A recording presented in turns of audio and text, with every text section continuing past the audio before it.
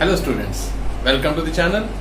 आज हम पढ़ेंगे चैप्टर नंबर 3 में classification of elements and periodicity in properties में टॉपिक है आयोनाइजेशन एंथैल्पी। Ionization enthalpy. तो आयोनाइजेशन एंथैल्पी पढ़ने से पहले बच्चों हम पढ़ेंगे व्हाट इज आयोनाइजेशन। तो आयोनाइजेशन को समझने के लिए हम ये कंसीडर करते हैं इट इज एटम, और ये एटम में न्यूक्लियस है और ये इसके बाहर इलेक्ट्रॉन।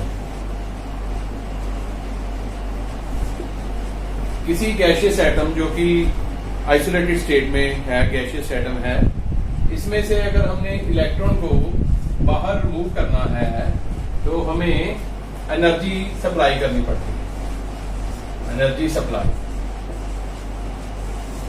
एनर्जी देने से ये इलेक्ट्रॉन बाहर निकल जाएगा और ये ए एटम है और ये कैटायन में बदल गया, इलेक्ट्रॉन जो है बाहर निकल गया। और ये कैसे संभव हुआ? हमने इसको एनर्जी थी जो वो सप्लाई की और जो एटम था वो कैटायन में कन्वर्ट हो गया। तो जो एनर्जी हम दे रहे हैं, energy we are supplying, that energy is called ionization enthalpy. तो इसकी डेफिनेशन क्या हुई?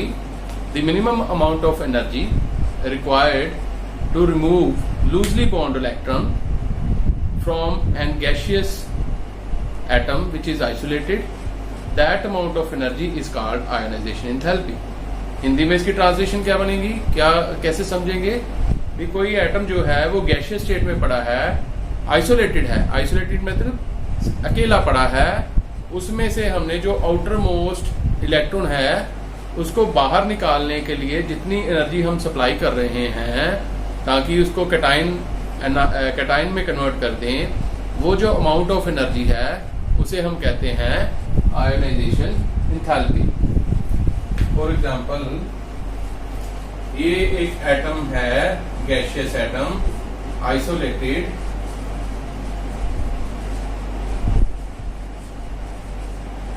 गैशियस एटम, और ये हमने इसको एनर्जी सप्लाई की delta I H. Delta I H क्या है? Ionization enthalpy. और ये कन्वर्ट हो जाएगा into cation with removal of one electron.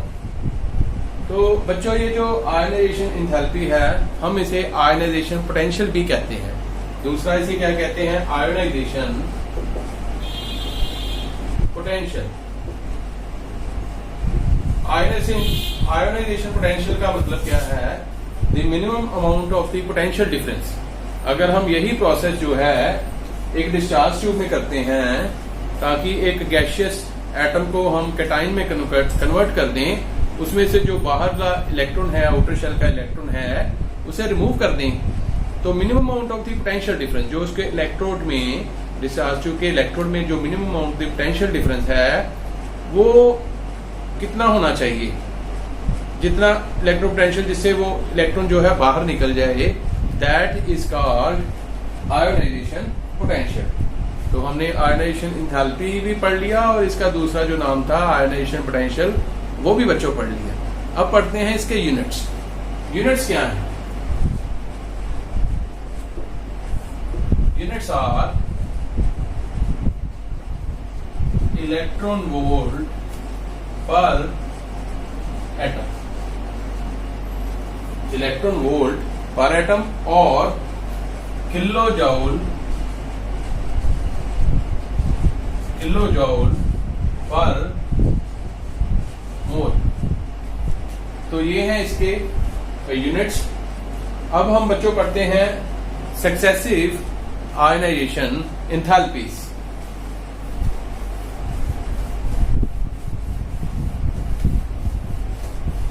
Successive ionization enthalpy, it means successive ionization enthalpies। इसका क्या मतलब है?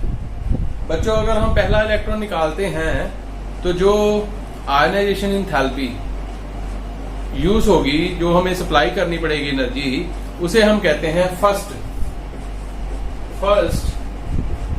Ionization enthalpy. इसे हम शो कर देते हैं डेल्टा IH1, राइट। अगर हमने वो जो कैटायन बन गया है उसमें से दूसरा इलेक्ट्रॉन जो है वो रिमूव करना है, बाहर निकालना है, तो हमें और एनर्जी सप्लाई करनी पड़ेगी delta IH2 to form cation. ये है सेकंड आयोनाइजेशन एंथैल्पी। इसी प्रकार अगर हमने तीसरा इलेक्ट्रॉन रिमूव करना है तो वो जो आयोनाइजेशन एंथैल्पी होगी वो क्या होगी, third ionization enthalpy, delta IH3 third.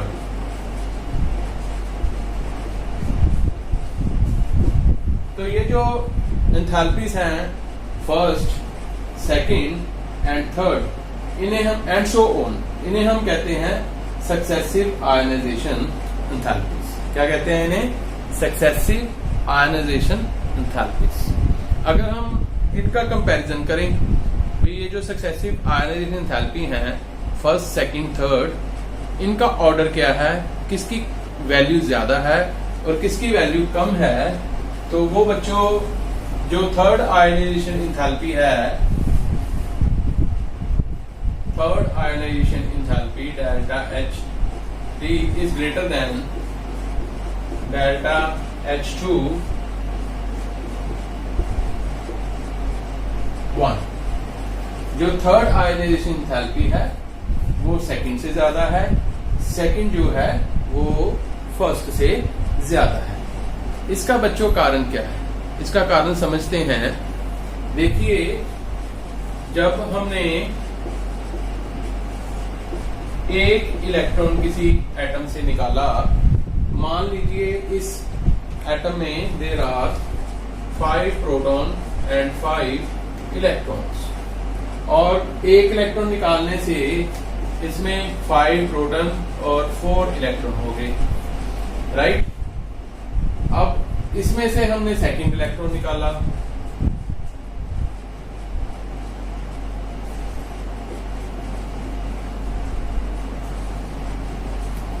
तो ये बन गया A2 positive plus second electron. इसमें इलेक्ट्रॉन कितने रह गए? 5 प्रोटॉन एंड 3 इलेक्ट्रॉन। इसी प्रकार इसमें से एक और इलेक्ट्रॉन निकाल दें, A3 बन जाएगा, एक इलेक्ट्रॉन और निकल गया। प्रोटॉन्स कितने हैं? 5, इलेक्ट्रॉन कितने रह गए? 2। अब आप कैटायन में देखें भाई, प्रोटॉन का नंबर तो सेम है लेकिन इलेक्ट्रॉन का नंबर कम होता जा रहा है। इट मींस पहले 5 प्रोटॉन्स जो थे वो 4 इलेक्ट्रॉन के ऊपर फोर्स लगा रहे थे, राइट। तो इलेक्ट्रॉन को निकालना इजी था, एनर्जी कम लगेगी। Factors on which ionization enthalpy depends. Factors, तो फर्स्ट फैक्टर है न्यूक्लियर चार्ज।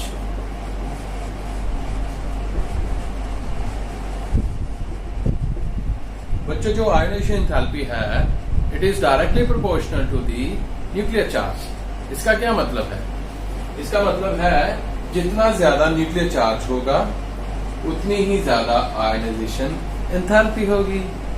अब ये कैसे? हमने ये याद रखना है, nuclear charge ionisation enthalpy is directly proportional to nuclear charge। Very easy। जितना ज्यादा न्यूक्लियर चार्ज होगा, जो आउटर मोस्ट इलेक्ट्रॉन है उसके ऊपर उतनी ज्यादा फोर्स लगेगी। उसके गले में जो फंदा है ना न्यूक्लियर चार्ज का, वो ज्यादा मजबूत होगा। इसे ऐसे समझिए, जितना ज्यादा न्यूक्लियर चार्ज उसको पकड़ के रखेगा, कस के रखेगा, उतनी ही ज्यादा एनर्जी हमें सप्लाई करनी पड़ेगी। इसका मतलब greater is the nuclear charge and greater is the ionisation enthalpy. very easy. And second, atomic size.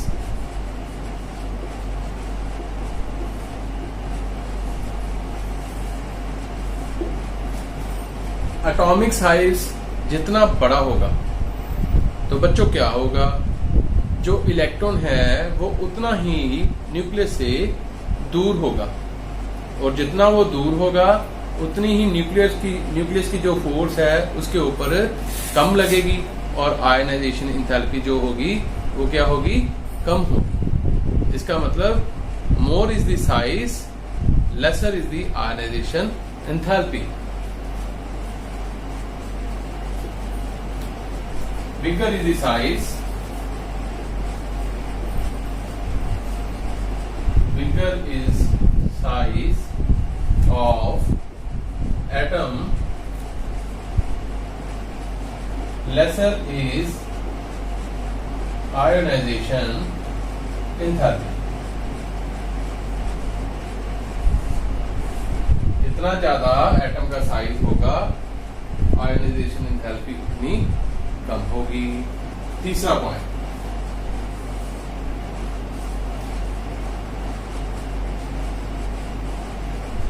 Penetration effect. Penetration effect में पहले हमें ये पता होना चाहिए व्हाट इज पेनिट्रेशन। तो जितना इलेक्ट्रॉन जो है वो क्लोजर टू होगा न्यूक्लियस के, इसका मतलब है that electron is more penetrated toward the nucleus. For example, जो इलेक्ट्रॉन्स हैं वो डिफरेंट ऑर्बिटल्स में प्रेजेंट हैं, जैसे s ऑर्बिटल में है, p में है, d में है, f में है।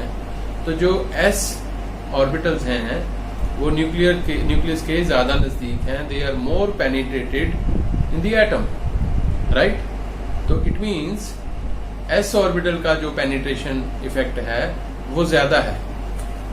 s orbital more penetrated than p, p more penetrated than d, and d more penetrated than f। इसका मतलब सबसे ज्यादा जो पेनिट्रेशन इफेक्ट है वो s ऑर्बिटल्स का है, और अगर हमने s ऑर्बिटल में से इलेक्ट्रॉन को रिमूव करना है तो हमें ज्यादा एनर्जी देनी पड़ेगी, ज्यादा एनर्जी की जरूरत पड़ेगी।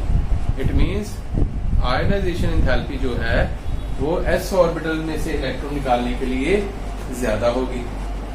मोर is the penetration effect, more is penetration effect, ठीक है। देन व्हाट, मोर इज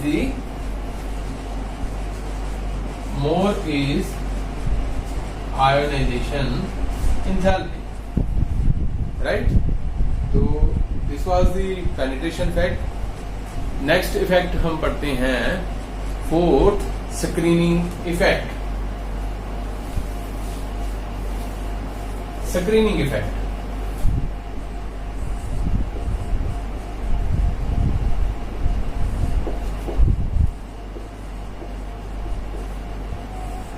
और इसका दूसरा नाम है shielding effect.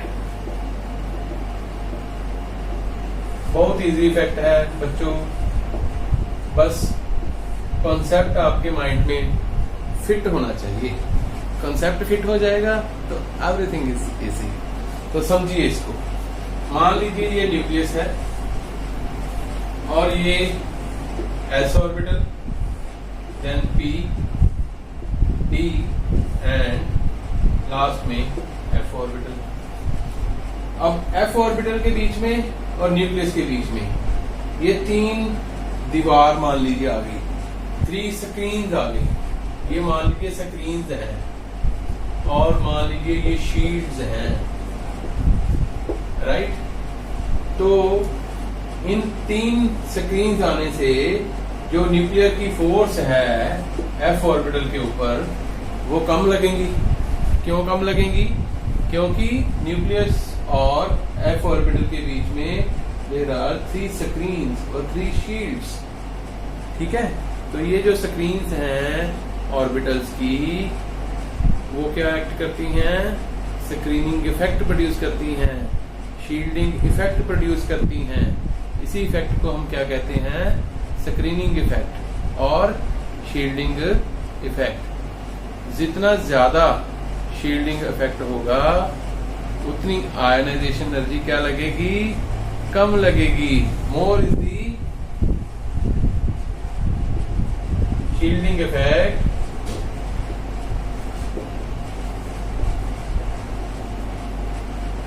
less is ionization enthalpy। ठीक है जी। तो जो नेट न्यूक्लियर चार्ज लगेगा वो कितना लगेगा? टोटल में से हम शील्डिंग इफेक्ट को माइनस कर दें। शील्डिंग इफेक्ट को हम शील्डिंग कांस्टेंट से रिप्रेजेंट करते हैं या स्क्रीनिंग कांस्टेंट से रिप्रेजेंट करते हैं। तो नेट न्यूक्लियर चार्ज जो न्यूक्लियस का लगेगा इलेक्ट्रॉन के ऊपर वो किसके बराबर होगा? Total nuclear charge minus screening.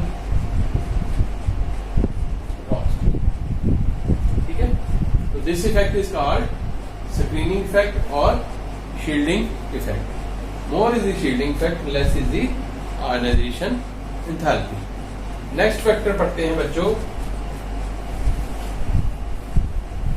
half filled and fully filled electronic configuration। आपने पिछले चैप्टर्स में ये पढ़ा है। हाफ फील्ड ये हमारा हो गया fifth factor, half field and fully field electronic configuration. अपनी कॉपीज के ऊपर साथ साथ लिखते जाएंगे, नहीं तो आप भूल जाएंगे। Half field and fully filled configuration, very easy. Half field and fully filled configuration क्या है? वो कॉन्फ़िगरेशंस जिसमें जो लास्ट आउटरमोस्ट ऑर्बिटल्स में इलेक्ट्रॉन्स हैं वो ऑर्बिटल्स हाफ फील्ड हो, सिंगल सिंगल इलेक्ट्रॉन हो, या फिर उनमें फुली फील्ड इलेक्ट्रॉन्स हो, डबल डबल इलेक्ट्रॉन्स फील्ड हो। तो ऐसी कॉन्फ़िगरेशन जिनमें हाफ फील्ड हो ऑर्बिटल्स या फुली फील्ड हो, these configurations are very stable. These are stable configuration. ये अपना इलेक्ट्रॉन नहीं देती हैं। अगर देती हैं कौन अपना इलेक्ट्रॉन तो बहुत ज्यादा एनर्जी लगानी पड़ती है, आयनाइजेशन एंथैल्पी हाई हो जाती है। किनमें? जिन एलिमेंट्स में half field and fully field electronic configuration होती है उनमें ये कॉन्फ़िगरेशन स्टेबल है और आयनाइजेशन की वैल्यू हाई हो जाती है। अब एग्जांपल से समझते हैं। पहली एग्जांपल लेते हैं बेरिलियम की। Beryllium Be, atomic number 4, configuration 1s2 and 2s2। 2s2 को ऐसे शो कर रहे हैं हम। ये क्या कौन सी एग्जांपल है? Fully field electronic configuration, stable configuration. इसका कंपैरिजन करते हैं बोरोन के साथ। बोरोन का symbol B, atomic number 5, configuration 1s2, 2s2, 2px1।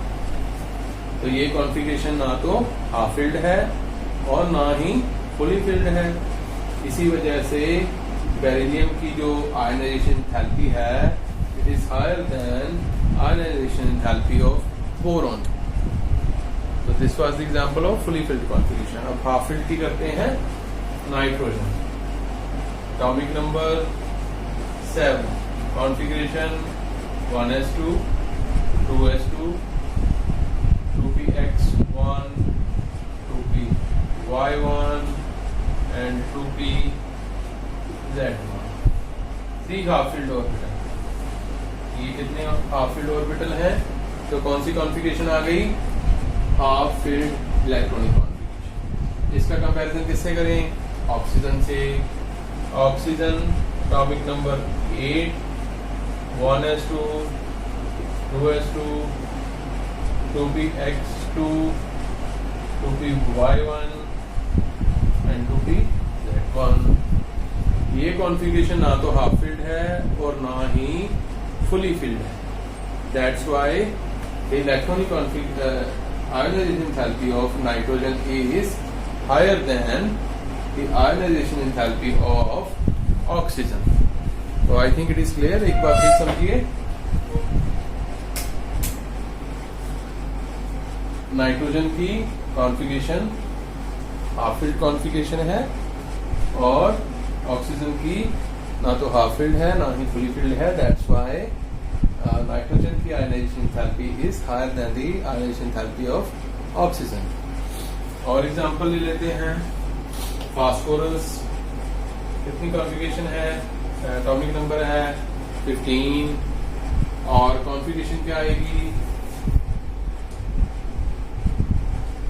1s2, 2s2, 2p6, 3s2 and 3px1, 3py1, 3pz1। 15 half field configuration. इसको कंपेयर कर लेते हैं सल्फर के साथ। 16 क्या कॉन्फ़िगरेशन बनेगी? 1s2, 2s2, 2p6, 3s2 and 3px2, 3py1, 3pz। तो ना तो ये कॉन्फ़िगरेशन हाफ फील्ड है और ना ही ये कॉन्फ़िगरेशन फुली फील्ड है। It means the ionization enthalpy of phosphorus is greater than that of sulphur. तो अब हम बात करते हैं नोबल गैसेस की, आइडियल गैसेस की। आइडियल गैसेस में जो कॉन्फ़िगरेशन है वो बच्चों कॉन्फ़िगरेशन फुली फील्ड कॉन्फ़िगरेशन है। सभी नोबल गैसेस में फुली फील्ड कॉन्फ़िगरेशन है। नोबल गैसेस में नोबल गैसेस कौन सी है? हीलियम है, नियोन है, आर्गोन है, क्रिप्टॉन है, जीनोन है, रेंडोन है। ये सारी क्या है? नोबल गैसेस हैं। इनमें जो इलेक्ट्रॉनिक कॉन्फ़िगरेशन जनरल कॉन्फ़िगरेशन है यहाँ तो NS2 है, राइट। NS2 कॉन्फ़िगरेशन सिर्फ हीलियम में होती है। और कौन सी कॉन्फ़िगरेशन आती है? NS2 NP6। तो ये कॉन्फ़िगरेशन जो है बच्चों, this is fully field electronic configuration. तो इसी वजह से जो फुली फील्ड कॉन्फ़िगरेशन है ये स्टेबल कॉन्फ़िगरेशन है। ये अपने में से इलेक्ट्रॉन नहीं देती है। अगर निकालना भी होता है तो it requires lot of energy. That's why fully filled configuration की जो आयनाइजेशन एंथैल्पी है that is also very high. और नोबल गैसेस की आयनाइजेशन एंथैल्पी सबसे ज्यादा होती है। It was all about the ionization enthalpy and its factors. Goodbye. Thank you.